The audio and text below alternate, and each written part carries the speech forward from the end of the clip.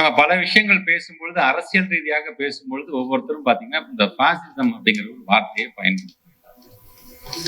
பாசிசம் is nothing but என்ன பண்ணும் அப்படின்னு ரசல் பெட்ரான் சொல்றாரு. First it will fascinate the fools and then muscle the intelligence. So ஊடகம் அப்படிங்கிறது பாத்தீங்கன்னா முட்டாள்கள் முதல்ல தன் வசப்படுத்திடும், தன்னுடைய பேச்சின் மூலமாக கொண்டு வருகின்ற கவர்ச்சியின் மூலமாக கொண்டு வந்ததுக்கு அப்புறமேட்டு புத்திசாலிகளை வாயடக்கி வச்சு.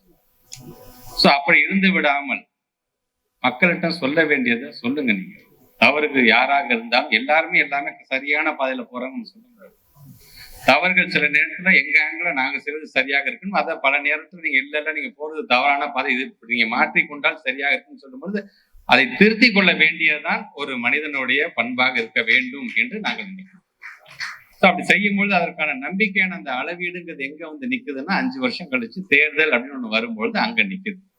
ஸோ அன்றைக்கும் நாங்கள் அந்த நம்பிக்கையை நாங்கள் பெறுகிறோமா அப்படிங்கிறது தான் இருக்கு. இது யாரும் யாரை கையை பிடிச்சி இழுத்து எங்க பக்கம் வாங்கலாம் சொல்ல முடியாது. ஒவ்வொருவருக்கும் ஒரு விதமான ஆங்கிள்.